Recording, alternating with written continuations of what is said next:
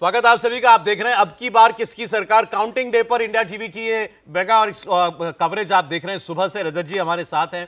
अब ये जो मैंडेट जनता ने दिया है इसको समझने के लिए थोड़ा सा हमें रजत जी की भी मदद लग रही है। बार बार वो इसमें एक्सप्लेन कर रहे हैं क्योंकि इसमें फुल मेजॉरिटी बीजेपी के लिए नहीं है, लेकिन प्रधानमंत्री नरेंद्र मोदी बनेंगे इसमें कोई शक दिखाई नहीं देता। बल्कि थोड़ी देर में खबरें आना शुरू हो जाएंगी कि नई सरकार का स्वरूप कैसा होगा, नई सरकार कब शपथ लेगी, क्योंकि यह आंकड़ा कंफर्टेबली 272 के ऊपर दिखाई दे रहा है। और इसमें दो मुख्य एलाइज हैं नरेंद्र मोदी के। एक चंद्रबाबू नायडू हैं जिन्होंने विधानसभा का चुनाव भी स्वीप कर दिया है आंध्र प्रदेश का, और वहां पर वो मुख्यमंत्री भी बनेंगे, और वहां पर लोकसभा में भी एनडीए ने स्वीप किया है। दूसरी ओर अगर आप देखिए जो दूसरे एलाई हैं वो बिहार से हैं। अब वो है नीतीश कुमार। नीतीश कुमार का स्ट्राइक रेट वहां पर बीजेपी से भी अच्छा है। तो नीतीश कुमार ने बिहार में और आंध्र प्रदेश में चंद्रबाबू नायडू ने, इन दोनों ने एनडीए की टैली को 290 के पार पहुंचा रखा है। उसके बाद छोटे सहयोगी हैं जो एक एक, दो दो, तीन तीन, चार चार सीट लेकर के आ रहे हैं। इसके अलावा अगर आपको बता दें इस मैंडेट को समझना थोड़ा सा कठिन इसलिए हो रहा है क्योंकि भारतीय जनता पार्टी ने बहुत सारे राज्यों को स्वीप किया है। आप गुजरात से शुरू कीजिए, गुजरात स्वीप, मध्य प्रदेश 29 की 29, एक छिंदवाड़ा जो थी कमलनाथ की सीट वो भी छीन ली है, वहां पर क्लीन स्वीप हो गया है। झारखंड में आप जाइए तो वहां परफॉर्मेंस बहुत अच्छा है। छत्तीसगढ़ भारतीय जनता पार्टी स्वीप कर रही है। नुकसान कहां हो रहा है? बिहार मैंने आपको बताया भारतीय जनता पार्टी ने स्वीप किया। ओडिशा बीजेपी ने 21 में से 19 सीटें लीड कर रही है इस वक्त। आप सोचिए जरा, 8 सीट थी, 19 सीट पर पहुंच गई है। लेकिन इतने सारे गेन्स के बावजूद तमिलनाडु में अपना वोट बढ़ाया है, केरल में अपना वोट बढ़ाया है, लेकिन जहां पर उसको उम्मीद थी कि शायद नुकसान बचा लेगी वहां उसे बहुत ज्यादा नुकसान हो गया। मसलन महाराष्ट्र में जो बीच की भी लड़ाई रहती बिल्कुल बराबरी की तो भी ठीक था, लेकिन यहां 20-28 की लड़ाई दिखाई दे रही है। उत्तर प्रदेश सबसे बड़ा डेंट। उत्तर प्रदेश में सीधे सीधे भारतीय जनता पार्टी की 32-33 सीटें कम हो गई। अगर पिछली बार वाली 62 भी रहती तो भी शायद Bharatiya Janata party majority park के आसपास होती या ऊपर भी पहुंच जाती। लेकिन इस वक्त सीधे 30 सीटों का नुकसान उत्तर प्रदेश से हो गया। 32 सीट पर भारतीय जनता पार्टी आगे चल रही है, 36-37 सीटों पर समाजवादी पार्टी आगे चल रही है, 8 सीट पर कांग्रेस पार्टी लीड कर रही है। इसकी कोई कल्पना चुनाव के दौरान तो नहीं कर रहा था, लेकिन यह उत्तर प्रदेश में होता हुआ दिखाई दिया। पश्चिम बंगाल में बीजेपी की 18 सीटें थी, ममता बनर्जी की 22 सीटें थी। दावा था कि बीजेपी नंबर 1 पार्टी बन जाएगी, हो गया बिल्कुल उल्टा। लगभग स्वीप कर लिया है बंगाल को ममता बनर्जी ने। वहां आप देखिए तो आपके सामने स्कोर अभी आएगा। 30 से ज्यादा सीटें ममता बनर्जी, 35 सीटों के आसपास, 31 सीटों पर ममता बनर्जी आगे चल रही है और 10 पर भारतीय जनता पार्टी है। तो सीधे सीधे 8 सीटों का नुकसान पश्चिम बंगाल से हो गया जहां बढ़ने के दावे किए जा रहे थे। तो यह भी नहीं है कि पूरे देश में Bharatiya Janata party downward trend में है, बिल्कुल ऐसा नहीं कह सकते। बहुत सारे राज्यों को बिल्कुल स्वीप कर दिया है, लेकिन बहुत सारे राज्य ऐसे हैं जहां बीजेपी को अच्छा करना था, हो गया उल्टा, प्रदर्शन खराब हो गया। इसलिए आपको इस वक्त ये एक मिक्स्ड मैंडेट दिखाई दे रहा है। लेकिन तीसरी बार नरेंद्र मोदी को रोकने वाली परफॉर्मेंस विपक्ष इस बार भी नहीं दिखा पाया। नरेंद्र मोदी को बहुमत मिलता तो एक अलग रिकॉर्ड बनता, लेकिन तीसरी बार नरेंद्र मोदी प्रधानमंत्री बनेंगे इसमें भी कोई शक दिखाई नहीं दे रहा। आप तो नंबर ने हिलना बंद कर दिया रजत जी। हाँ, ये जो मैंने जैसे पहले कहा था कि ये जो 293, 294 है, ये नंबर 290 प्लस मेंटेन रहेगा, और जो इंडी अलायंस है उसका ये 230 के आसपास ये नंबर मेंटेन रहेगा। इसमें कोई ज़्यादा आगे पीछे नहीं होगा, क्योंकि बाकी स्टेट्स में तो नंबर नहीं हिल रहे हैं, सिर्फ यूपी में नंबर आगे पीछे चल रहे हैं, क्योंकि बहुत सारी सीटें हैं, बड़ा स्टेट है और मार्जिन्स बहुत कम है। लेकिन इन सबसे अलग दो ऐसे लोग हैं जिनकी चर्चा आज होनी चाहिए, जिन्हों का रिवाइवल हुआ है। एक है चंद्रबाबू नायडू, वो डॉलड्रम्स में थे, 10 साल से सरकार से बाहर थे। उन्होंने अपना अलायंस बदला, बीजेपी के साथ आए, और आंध्र प्रदेश में देखिए लैंडस्लाइड है, जबरदस्त विक्ट्री, 133 सीटें तेलुगु देशम पार्टी ली है। उनको पिछली सरकार ने जेल में बंद कर दिया था, प्रताड़ित किया था। उन्होंने बीजेपी के साथ और पवन कल्याण, दो लोग के साथ में अलायंस किया, तरीके से सीटों का डिस्ट्रीब्यूशन किया, जोर लगा के लड़े। और दूसरा नीतीश कुमार हालांकि मुख्यमंत्री थे, लेकिन उनको ढलती उम्र वाला कहा जा रहा था, उनकी राजनीति खत्म होने वाली ये कहा जा रहा था, उनका वोट बैंक नहीं है ये कहा जा रहा था।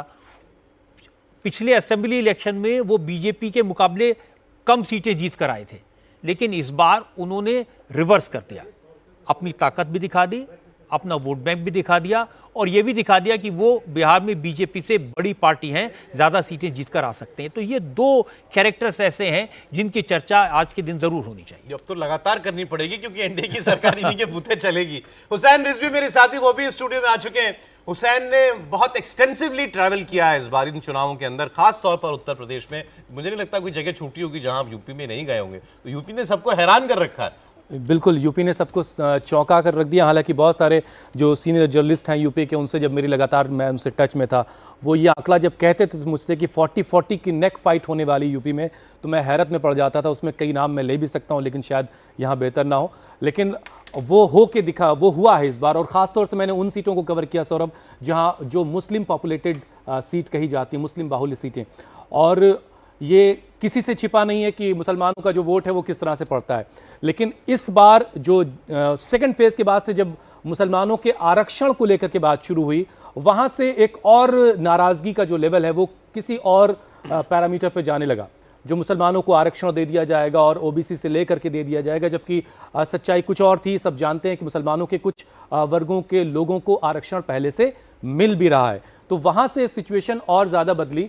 हालांकि उसमें बहुत सारी कुछ इस तरह की बातें लगातार हो रही थी कि दरी बिछाने का काम मुसलमानों को बंद करना चाहिए, और लगातार ओवैसी साहब भी कह रहे थे, और मुसलमानों के कुछ सेक्शंस के कुछ लोग भी ये बार बार बातें कह रहे थे कि मुसलमानों को समाजवादी पार्टी ने दरी बिछाने वाला बनाकर रख दिया है, और उनकी जो उनका जो हिस्सेदारी उनकी जो है टिकटों में वो नहीं मिल रही उनको। लेकिन उसको बहुत सारे दूसरे लोगों ने मैनेज किया, और हिकमत के तहत ये कहा गया कि नहीं, अभी शायद वो वक्त नहीं आया कि आप उस पर बहुत ज़्यादा डिमांड रखें, और जितनी सीटें आपको दी जा रही उतनी सीटें आप लड़िए। और पहले अभी का जो फेज़ है, जो सिचुएशन है, मतलब ये कि बीजेपी को रोकने का एक जो टास्क है, उसको पहले टैकल किया जाए, उसके बाद आगे की चीज़ों पर बात होगी।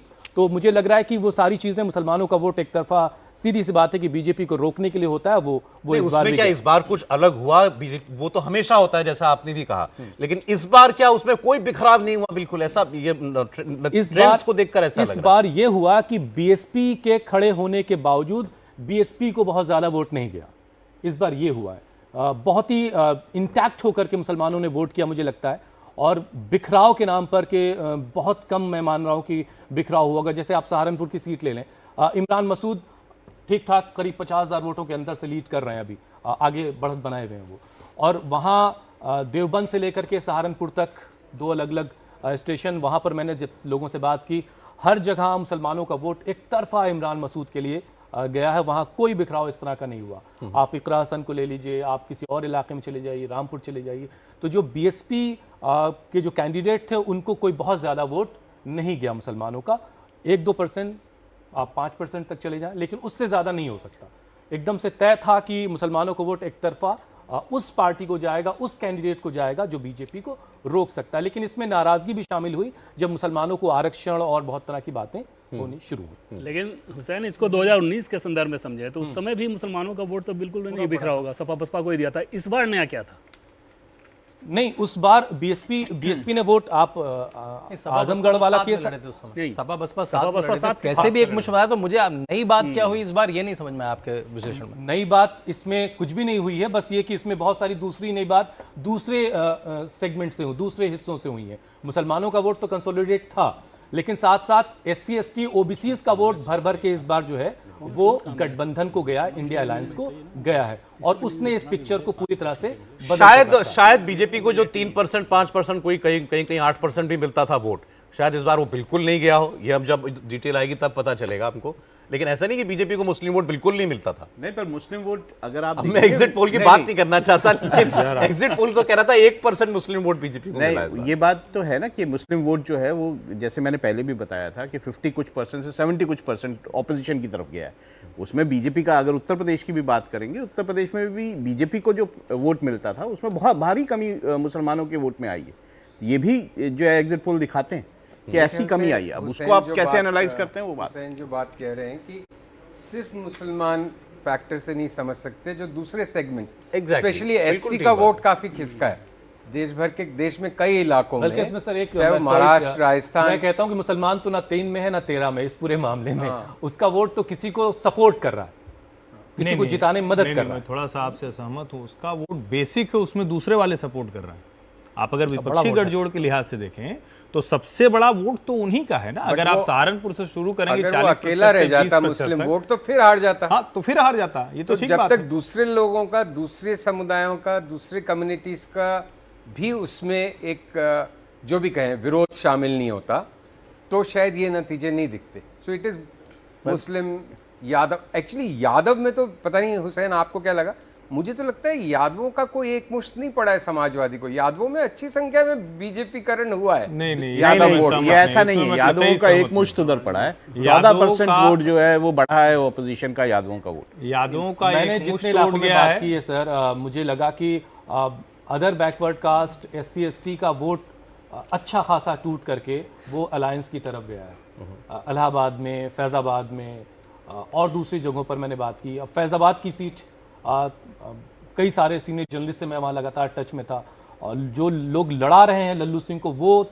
घबराए हुए थे कि जो वोट वहाँ की एक लड़ाई वहाँ की ठाकुर और ब्राह्मण वाली रही हमेशा से। उसके बावजूद वो SC ST वाला जो मामला था वो वहाँ के तमाम जो लोग थे रणनीतिकार, उनको परेशान कर रहा था कि इसको कैसे मैनेज किया जाएगा। आपने फील ये किया तो कि अयोध्या कहीं में समाजवादी पार्टी ने किसको टिकट अवधेश दिया? अवधेश नहीं, जाति के हिसाब से पासी कमेटी। पासी। उन्होंने नारा और कितने लगवाया। पासी हैं वहाँ? 5 लाख। जी, उन्होंने नारा लगाया कि न अयोध्या न काशी, इस बार पासी। तो ये जो देखिए मुस्लिम